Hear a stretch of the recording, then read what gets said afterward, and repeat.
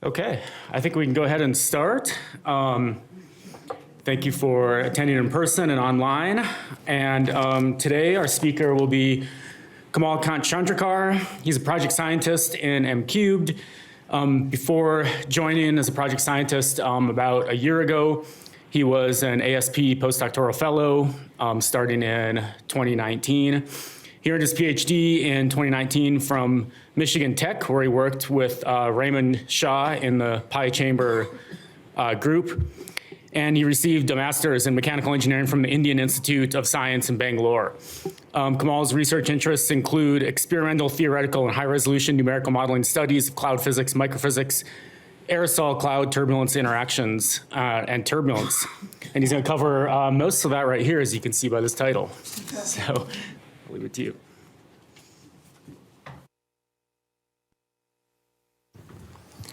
Thanks you for the kind introduction. So, hello everyone. So today I'll talk about aerosol-cloud-turbulence interactions, especially with the focus on microphysics. So I'll try to provide perspective from laboratory scale to mesoscale large-eddy simulations. So this work was done in collaboration with a lot of people, some from NCAR and in past from Michigan Tech and some other universities. So some of them are listed here. So in this talk, at the beginning, I'll just cover the basic motivation and background for my research, and then try to provide the overall research objective. And then I'll talk about this cloud turbulence interaction problem at laboratory scale, and then we'll discuss the numerical modeling side. And in the numerical modeling, I'll discuss the cumulus congestus cloud simulation, as well as stratocumulus cloud simulation. And then I'll provide overall implication of this work and future directions. And finally, I'll conclude my talk with acknowledgements. So clouds involve enormous range of scales, from few hundred meters to hundreds of kilometers. And this is a challenge for numerical models. So if you zoom into cloud, there are processes happening even down to sub-micrometer levels. So individual aerosol particle activate, they are like order of nanometers, and they activate as a cloud droplet, and they interact with each other and also interact with the environment, which is turbulent. And this interaction with the environment happens at various scales, down to Kolmogorov microscale, which is of the order of millimeters in these clouds. And the largest scales is of the order of few kilometers. So there's a huge range of interaction of clouds with the turbulence, and then that impacts the microphysical properties as well as macroscopic properties of the cloud. So as I said, this is a challenge for numerical models, because numerical models have a grid resolution not enough to sufficiently resolve the clouds and also cloud processes. And that's a large source of uncertainties in our weather and climate prediction. So understanding this interaction is very important. So one of the source of uncertainty in climate prediction is aerosol-cloud interactions. And based on the recent IPCC report, we can see that aerosol-cloud interaction still remain large source of uncertainty in effective radiative forcing. This aerosol particle act as a precursor for cloud formation, and they impact microphysical properties of the cloud. And this microphysical properties impacts the macroscopic properties. For example, if you have high concentration of aerosols, that produces a large concentration of cloud droplet, and that makes the cloud more reflective compared to the cloud where you have less concentration of aerosols. And this impacts the, as I said, radiative forcing, and as well as precipitation formation through droplet collision, and then also affect the feedback to the dynamics. On top of this aerosol-cloud interaction, the presence of turbulent environment makes this interaction more complex. So turbulence environment affects the velocity field, causes fluctuation in the velocity field, as well as scalar field that drives the condensation growth, as well as this fluctuation in the velocity field affect the droplet collision coalescence. So my overall objective is to understand how do the aerosol and turbulent environment impact the cloud system at various scale, and how do the microscale processes impact macroscale cloud properties and processes, and given this enormous range of scales in the cloud and cloud processes, how we can improve the representation of cloud in numerical models. So the key variable for understanding the microphysical processes is the cloud drop size distribution or particle size distribution. It's basically a representation of variability in a droplet size. And this is important for radiative forcing because the optical depth is a function of this size distribution, as well as the precipitation development through drop collision coalescence is also depends on the shape of this droplet size distribution. And we represent this different microphysical processes by assuming a shape of drop size distribution in a bulk microphysics. So, this shape of distribution is important. Again, it's also important for remote sensing retrieval of cloud properties.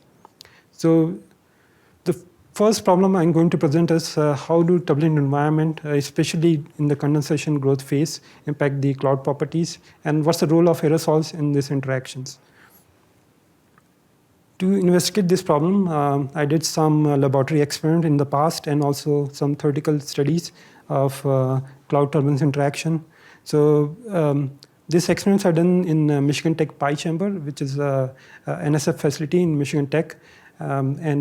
We perform experiment there using Rayleigh-Bénard convection. So in the Rayleigh-Bénard convection, we apply temperature difference between top and bottom boundary. So we make bottom boundary warm and top boundary relatively colder. And this temperature gradient drives the convection inside the chamber and mixes the air parcel from these two boundaries. Since these two boundaries are saturated with water, it creates a supersaturation condition after mixing. We can understand this supersaturation formation by this mixing diagram. So this blue line is saturation vapor pressure curve or equilibrium curve, and this dashed line is a mixing line. So if we have two parcels at two different temperature and also saturated, once we mix these two air parcels, we get vapor pressure more than the equilibrium value because of the nonlinearity of the Clausius-Clapeyron. And this provides suitable condition for cloud formation.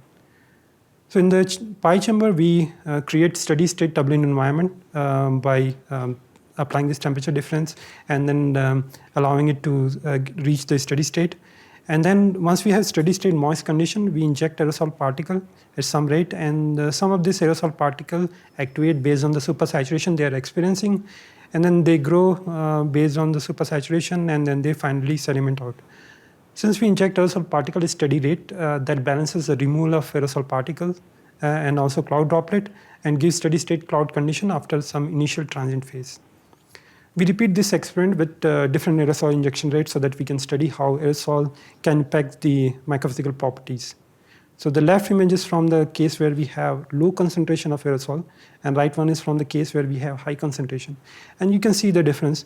For the same light source, the right one is reflecting more light. So this is kind of simple demonstration to me of first aerosol indirect effect. So as I said, like we repeat this experiment with different aerosol injection rate and get steady state cloud properties. So these distributions are from 5 different experiments with different aerosol injection rate. And here you can see that when we increase the aerosol injection rate, droplet size distribution mode decreases to a smaller value. And this is again consistent with the aerosol indirect effect. But the more interesting part here is the distribution shape. The distribution width get narrower when we increase the injection rate.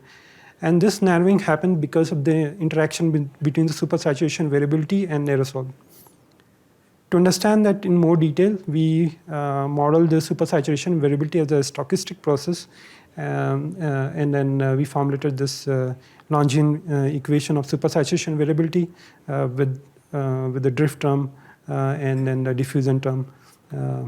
And using this, we obtained the relationship between the spectral width of droplet size and different parameters of the system. And we found that spectral width depends on the supersaturation variability as well as this different time scale. This tau is the system time scale, which is a function of this turbulent correlation time and the phase relaxation time. Turbulent correlation time is fixed because we have fixed temperature gradient between top and bottom boundary and also fixed boundary condition for water vapor. So this correlation time is fixed, but the phase relaxation time is changing due to the change in the aerosol injection rate. So for higher aerosol concentration, we get smaller phase relaxation time. And also because of that, system time scale get reduced. So with increase in aerosol injection rate, this tau s get decreased, and then spectral width also get decreased. So the narrowing effect I showed earlier is because of this buffering of supersaturation variability because of the presence of a lot of Kamal, cloud droplet. I have a question. Yeah. So did you vary the Rayleigh number in those experiments? No, yeah, that's what I'm saying. Like the Rayleigh number is fixed in all these experiments, so the turbulence is fixed. We are just changing aerosol so that we can see the impact of. So that turbulent correlation time would change then with the. Yeah, so this turbulent correlation time is fixed in this experiment, yeah. So we just adjust the phase relaxation time. So the system time scale get reduced because of just phase relaxation time. And we compare this relationship with the experimental data, and we find this nice linear match. But there's an outlier for extremely highly polluted case where with the assumption of similar lifetime is invalid, like the growth time is also dependent on the droplet size, and that varies when we increase the aerosol injection rate. So that's why we saw this deviation of one of the data point for polluted case. Now, to understand the shape of droplet size distribution in more detail, we formulated Fokker-Planck equation for droplet size distribution. Here, first term represents drift of the drop size distribution due to the mean growth, and then second term represents diffusion due to the turbulent variability, and third term is basically a source of cloud droplet through activation, and the last one is removal through sedimentation. To solve this equation, we assume that removal time scale is function of droplet size. It's like a Stokes sort of removal, and then solve this equation for steady state. And we obtain expression which looks like this. This is an airy function multiplied by an exponential. So this complex form is hard to compare with the experimental data. So we obtained a asymptotic solution, which is relatively simpler, which is basically an exponential of minus r cubed. And then we also obtain another solution by assuming that the removal time is just fixed, not varying with the droplet size. And that gives a distribution which is viable distribution with shape factor 2. And then third distribution we obtain by neglecting the variability in supersaturation or this diffusion term, and just solving the budget based on the drift and the source and the removal. And that gives this last expression. So this is much narrower compared to other two distribution. Now to compare this theoretical distribution with the simulation experimental data, we transform all this distribution into a linear coordinate. Transform this distribution so that it become a linear coordinate. There's a linear function in those coordinates, and then we fitted linear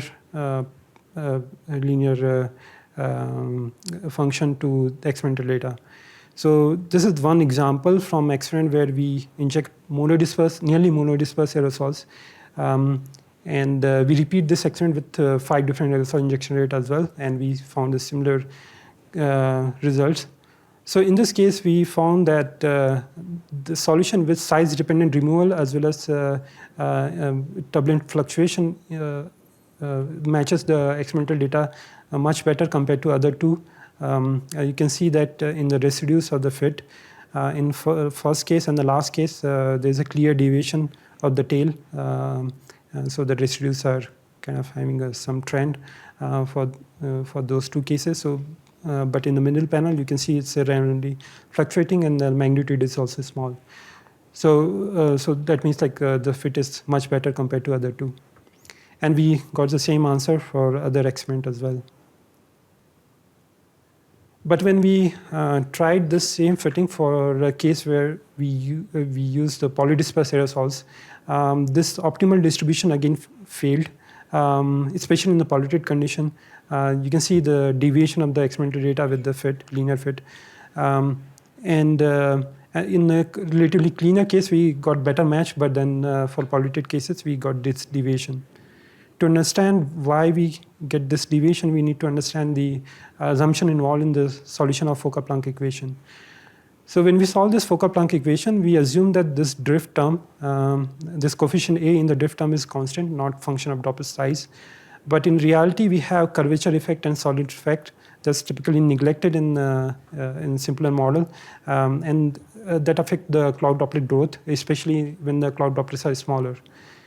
And then also the critical radius for activation is also a function of solid size, and that's also neglected in this solution. So both these assumptions are invalid when we use polydispersed aerosol in polluted condition where droplet sizes are small. So in summary, we found that the diffusion term due to the drop turbulence interaction is important, and this size-dependent removal also plays an important role in shaping drop size distribution. And we also found that the assumption of a fixed critical radius and size-independent drift term breaks down when we use polydispersed aerosols because of this Kelvin and Raoult's law. Is basically curvature and solid effect of aerosols. So this is important again because this cloud optical depth parameterization depends on the shape of droplet size distribution. So understanding the shape better can improve this different parameterization of cloud properties and processes, and also it can help improve the remote sensing retrieval. So next, I'm going to talk about numerical modeling. I'll try to provide perspective from numerical modeling of aerosol-cloud-turbulence interactions at various scales. So we have different numerical models ranging from direct numerical simulation where we resolve flow explicitly, but we also have individual particle and particle-to-particle interaction is parameterized in the direct numerical simulation. And then we have large-eddy simulation where subgrid scale turbulence is again parameterized, and also microphysical processes are parameterized. But we resolve cloud in the large-eddy simulation. In large-scale models, we parameterize both cloud and cloud processes. So in this talk, I'll focus on mostly large-eddy simulations. In my research, I mainly work on direct numerical simulation, large-eddy simulation of different cloud fields to understand this aerosol-cloud-turbulence interactions. So before we discuss this different problems, let's review the different microphysics scheme we have. So there's a bulk microphysics scheme which is an Eulerian scheme where we assume continuum and also we assume the shape of drop size distribution and derive the process rate based on this assumed shape. And there's a beam microphysics scheme where we resolve the shape of drop size distribution, but we describe distribution in finite size beam and then solve for their transport and growth in Eulerian space. There's a third category, which is a Lagrangian particle-based scheme. In this Lagrangian particle-based scheme, we have individual computational particle called superparticle or superdrops. And this individual particle represents multiple real particle of identical properties. And then we solve for their transport and growth in the Lagrangian framework. And this Lagrangian framework has a lot of advantages. For example, it's free from numerical diffusion, like a beam scheme where numerical diffusion causes broadening of drop size distribution and impacts the precipitation initiation in different clouds. And in this Lagrange scheme, we can represent droplet activation and aerosol processing more explicitly. To represent that in a beam scheme, we need to have multidimensional beam scheme, and that become more numerically challenging. And this also has stochastic collision coalescence. And also we can track individual computational particles so that we can study the growth of individual particles in different cloud fields. And it's also easy to implement subgrid scale scheme in this Lagrangian scheme. So it has a lot of advantages. So we implemented this Lagrangian scheme and NCAR CM1 model and studied different cloud systems. So the first problem I'm going to talk about from this numerical modeling side is the impact of subgrid scale fluctuation on cloud microphysical properties and also impact of entrainment mixing in cloud properties, especially drop size distribution. So main motivation behind this work is to understand this cloud turbulence interaction and cumulus cloud better and also improve subgrid representation of cloud processes so that we can reduce the sensitivity to LES grid spacing. And then also to help improve the parameterization of the cumulus cloud in large-scale models. So to understand the impact of subgrid scale turbulent fluctuation, we performed different sensitivity tests. Here's the one example where we use a control case where with the subgrid scale fluctuation, and in another case we turned off the subgrid scale interactions. This plot shows the drop number concentration and the spectral width or droplet size along the vertical levels in the cumulus congestus cloud. And you can see that when we have subgrid scale interaction, there's more cloud droplet near the cloud base. So there's more activation happening because this variability in supersaturation. And also there's slightly enhancement in the variability in drop concentration. And we also see larger spectral width when we use subgrid scale interactions. And so this shows that the subgrid scale interactions is important. And we also did some sensitivity tests to grid resolution. We found that using subgrid scale scheme helped reduce the sensitivity to grid resolution. So next we look at the impact of slightly larger eddies, like how the entraining eddies impact the microphysical properties. So to quantify entrainment, we use adiabatic fraction, which is the ratio between cloud-water mixing ratio and its adiabatic value at different levels. And this quantify amount of dilution from entrainment. So value close to 1 means parcel is less diluted, close to 0 means parcel is highly diluted. And we look at the variability of drop size distribution based on this adiabatic fraction. So we found that for the adiabatic fraction close to 1, we get narrow distribution, but when we move towards the smaller adiabatic fraction, we get broadening in drop size distribution, especially towards this left side of the distribution. And in extremely diluted regions, we get bimodal shape of drop size distribution. To understand this broadening through entrainment, we also track the computational particle to see their origin and also like how the entrainment is impacting this distribution. So we found that most of the cloud droplet coming from the cloud base affects the primary mode in the drop size distribution, but there are also trajectories coming from the side through entrainment, and that causes this secondary mode in drop size distribution. So entrainment of aerosol from the side affects the activation of the drop and then impacts the shape of this distribution. To quantify this further, we track the activation and entrainment height, and this shows the 2D histogram or joint histogram of activation and entrainment height. And the right plot shows the cumulative percentage of activation and entrainment with height. And we can see that there's significant activation happen near the cloud base, and that's because we get peak supersaturation near the cloud base in this cumulus congestus cloud. And but there's also activation above the cloud base, and you can see linear increase in the fraction of activation and also entrainment. So that activation of cloud droplet above the cloud base contribute almost 25% of the total activation. So this secondary activation impacts the microphysical properties significantly. To understand their impact in overall cloud evolution, we perform simulation where we turn off the activation above certain altitude, in this case 1500 meter, and we look at different microphysical properties. And in the bottom, I'm comparing this simulation with and without secondary activation. Right one is without secondary activation. Here you can see that spectral width variation with the adiabatic fraction. So with decrease in the adiabatic fraction, spectral width slightly increases, but the rate of increase is much shallower compared to the case where we have secondary activation.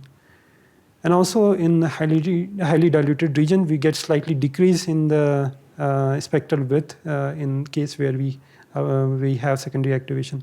And that's because when we have secondary activation in highly diluted region, it dominates the overall distribution.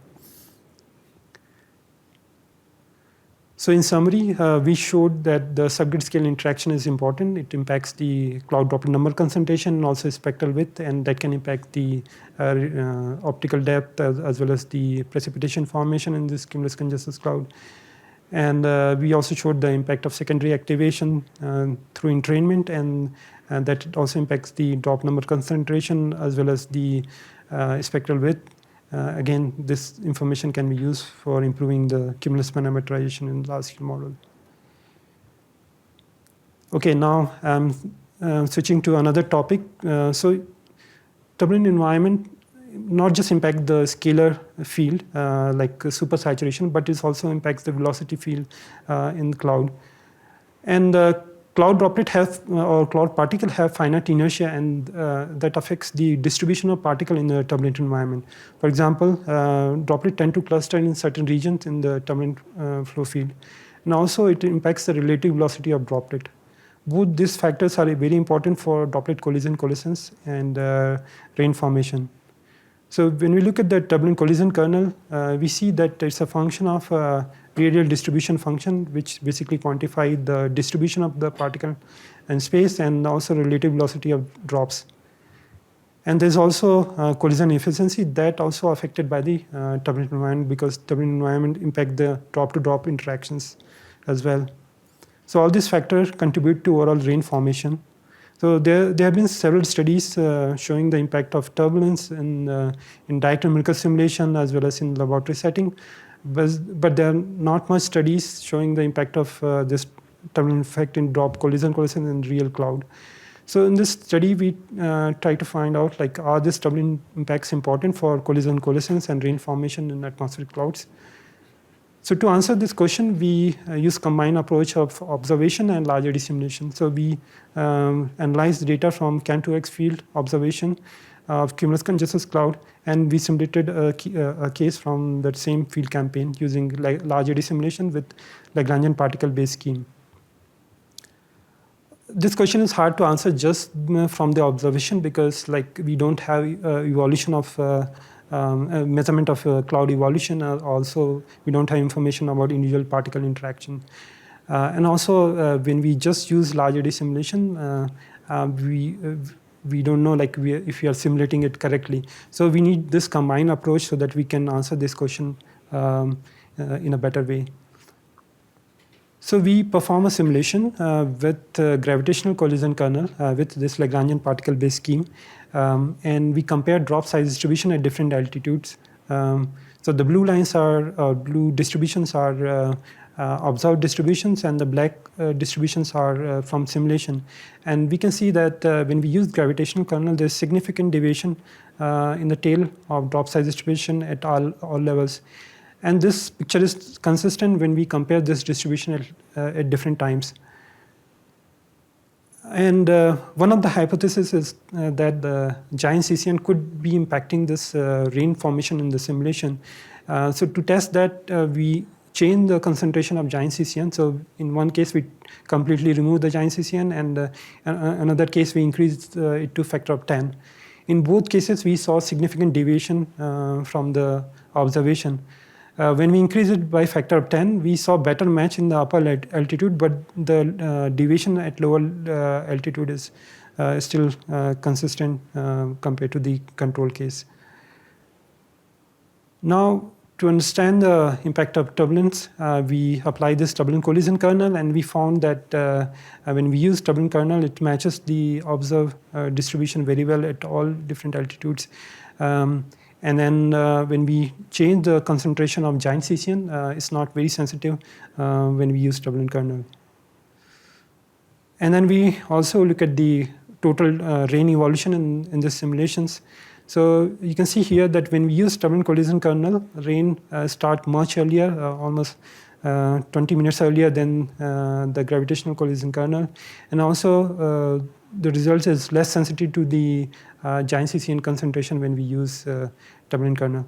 But with the gravitational kernel, we saw some sensitivity to giant CCN, but it's not enough to match the effect we get with the turbulent collision kernel. So in summary, we provide strong evidence of the impact of turbulence on drop size distribution evolution as well as rain formation. We showed that this turbulent coagulation is necessary for accurately representing the observed drop size distribution and rain evolution in cumulus congestus cloud. And we saw less impact of giant CCN when we used turbulent collision kernel. And this is mostly because the giant CCN requires some time to grow to a larger size and impact the raindrop formation. And in the cumulus congestus cloud, the lifetime is of the drops are not long enough to grow to a larger size. So now this will be my last topic. So in this topic, I cover the stratocumulus cloud simulations. So stratocumulus clouds are important because they contribute significantly to cloud albedo, and they are very sensitive to aerosol perturbation. And because of their limited vertical extent, it's hard to represent in the climate model. And these stratocumulus clouds have different structure. There's closed cell stratocumulus cloud field, which are like highly reflective, and there's also open cell cloud field, which has less reflectivity. And so understanding the transition from closed to open cell is important. What are the factors that impacts the transition? In the past, several studies suggest that the precipitation generation lead to this transition process. And the precipitation generation is linked to the drop size distribution. So we study how drop size distribution evolved during this closed to open cell transition. So we perform large-eddy simulation of this stratocumulus cloud field with the Lagrangian particle-based scheme. And these two images are from this closed cell and open cell regions. And the gray shades are the cloud field, and the cyan is rainwater field. And you can see there's more rain formation in the open cell stage of this cumulus congestus cloud. And this transition from closed to open cell happened when the coalescence time scale or rain drop formation time scale becomes shorter compared to the eddy turnover time scale in this cloud. So that means like when coalescence time scale become important, it affects the transition process. And this coalescence time scale is a function of drop size distribution and its variability. So we try to investigate that using this Lagrangian scheme. So we track different computational particles to see how they are evolving in this stratocumulus cloud. So here you can see this blue lines are small drops, mainly haze particles, and they are activating above the cloud base and forming this cloud droplet, which is represented by this black line.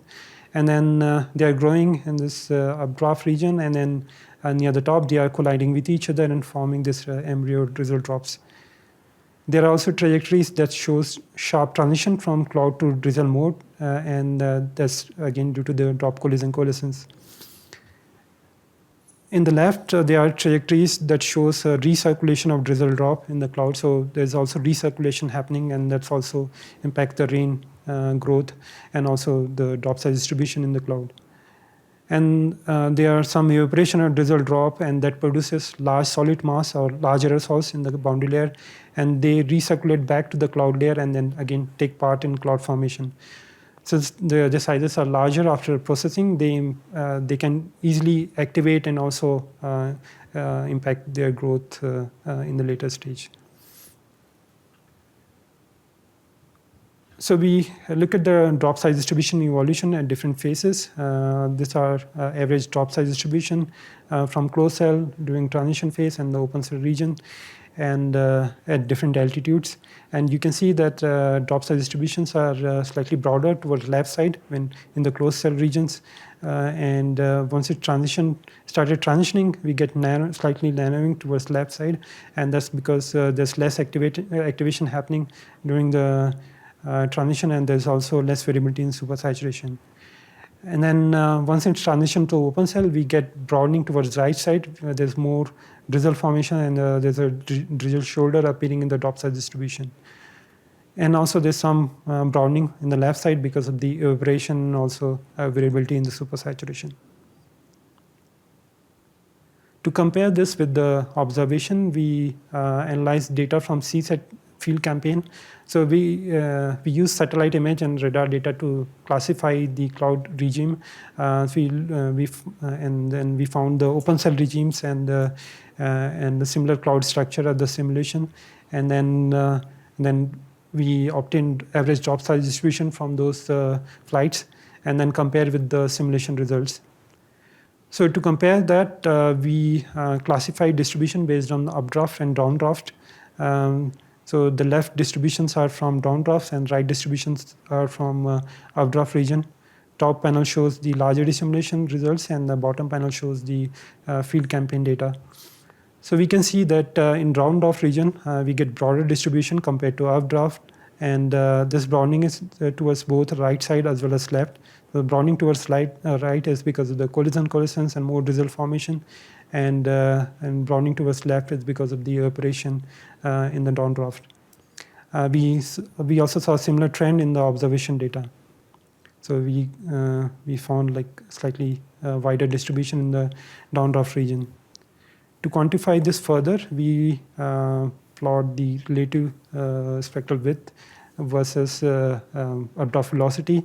And we found that again in the updraft region we get narrower distribution. In the downdraft we get increase in the spectral width, and this is because of the this collisions.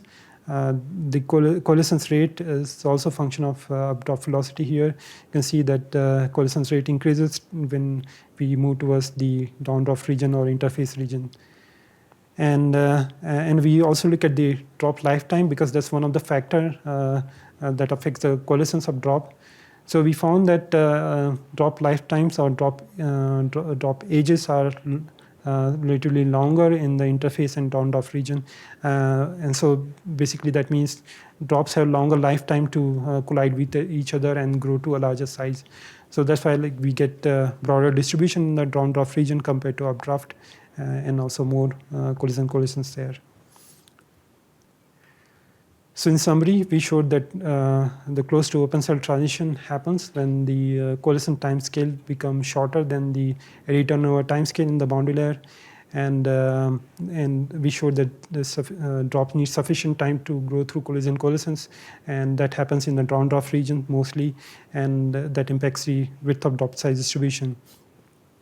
So, and then such detailed information about the relationship between the spectral width and updraft velocity as well as drop lifetime could be used for improving the parameterization large-scale models. Now you might be wondering, like I showed so many different topics, like how all this fit together, what I'm trying to achieve through this different studies. So this cloud turbulence interaction is a multi-scale, multi-system problem, so it requires multi-scale, multi-system approach. So we need direct numerical simulation and laboratory studies so that we can improve our detailed models like large-eddy simulation with particle-based microphysics scheme that can be used for studying cloud turbulence interaction and aerosol-cloud interaction at wider range of scales, and that can improve our physical understanding also, that can be used for improving parameterization for large-scale models, either through physical-based parameterization or machine learning-based parameterization. So in this direction, I'm continuing my work in direct numerical simulation, and in the future, I'm also planning to continue my work in the laboratory setting, and there's an effort to build a larger cloud chamber facility led by Raymond Shaw and others. So I'm planning to continue my work there, and we are also doing this large-eddy simulation of different cloud systems to study aerosol-cloud interaction in detail, and we're using this to improve bulk microphysics parameterizations.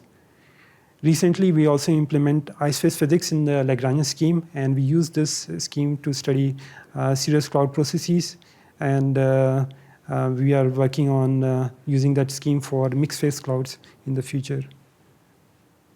So I'd like to use this opportunity to also highlight our ASD project. We recently performed very high resolution simulation of pi cloud chamber, where we resolve the millimeter size Kolmogorov eddies and also droplet turbulence interactions.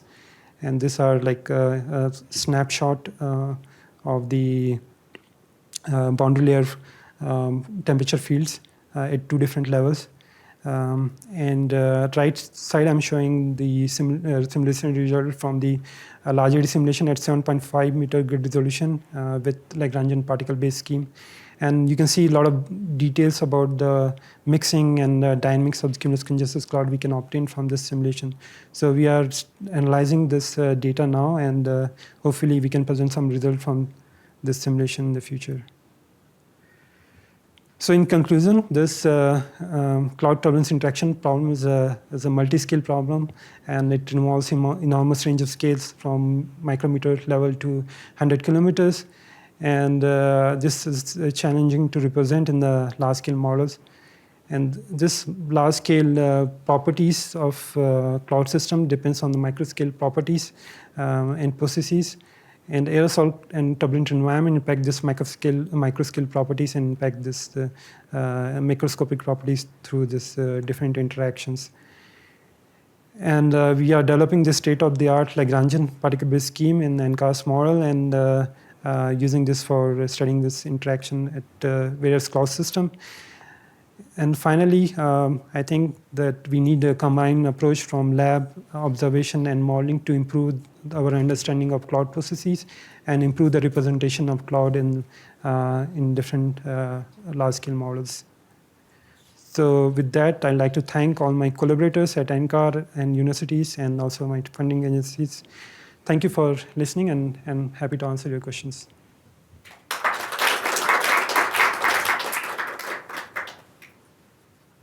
We're open for questions or comments. Hi, Kamal. Great work. And I have a question, but I'm not sure if it's for you or for Hugh Morrison or but I'll ask it anyway. So this is the second time this week I've seen a result that shows that microphysical process rates are different in updrafts versus downdrafts. The other was Andy Heimsfeld. He was looking at data from the recent impacts field experiments. So those were like winter clouds.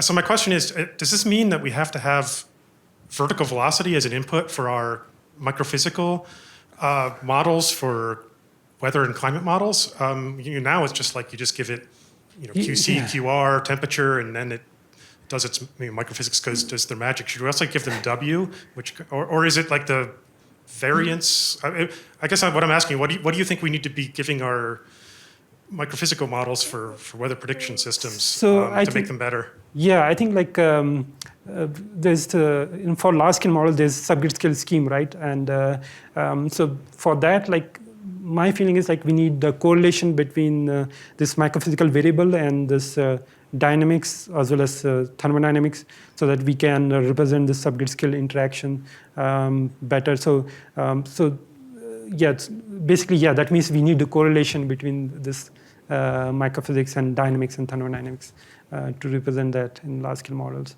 And that could be done with different schemes, but yeah, basically you need those information first from this detailed model and understand like how they change with the large scale forcing and everything, yeah.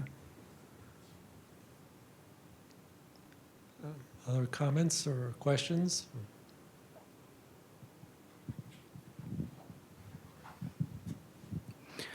I think my question was not what George was going to ask, but it's related in that, I was also wondering, like, what is it that we need from all the work that you're doing? What's like the highest priority things we need to do when we move back out to the coarser models? Like, ultimately, the work that you're doing, we're not ready to be running, really big things at the scales that you're looking at. So what are the highest priorities that we should be approaching when we're looking at where we have to parameterize things? Yeah, I think like, as I mentioned, like there's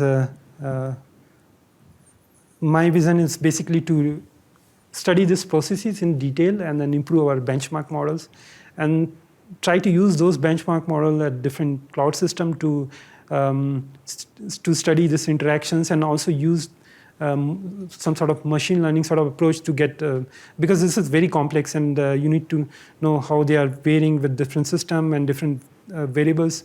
So I think, yeah, there's a this is the pipeline or this is the flow I'm envisioning. Like you need to work on all these aspects together so that we can improve this large scale models. Yeah. So there are also a lot of uncertainties in the, for example, collision kernel, which we use in the detailed models. Like I showed in one of our study that using turbulent kernel can impact the rain formation significantly, and we have different collision kernels, and we need to constrain it, like which one is better and everything. So, yeah.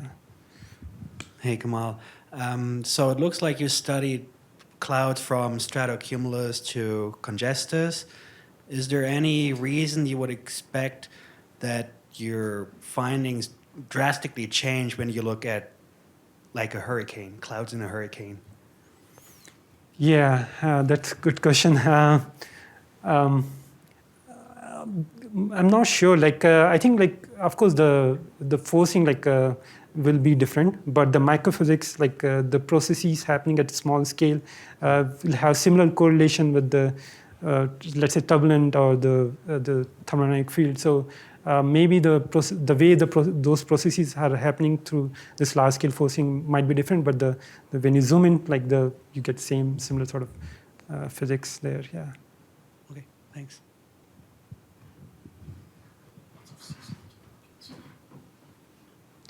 Let's see. I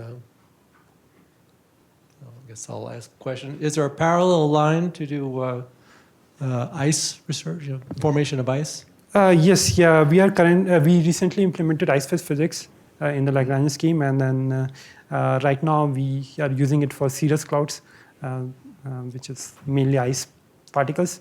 Do you do this in a laboratory as well?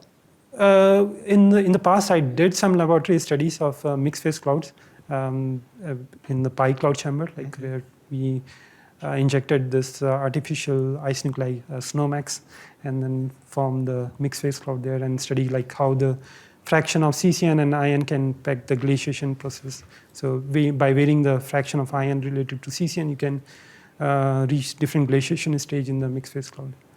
Yeah. Okay, any further questions or wait?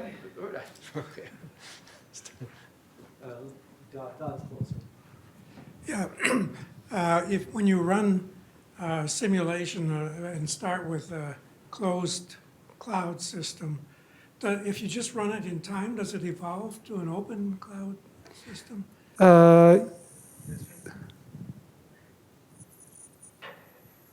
Yes, like so when we did the simulation, like we started from there's no there's no aerosol source here, so we let the cloud field evolve.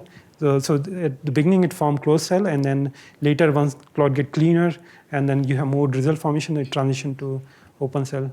Yeah.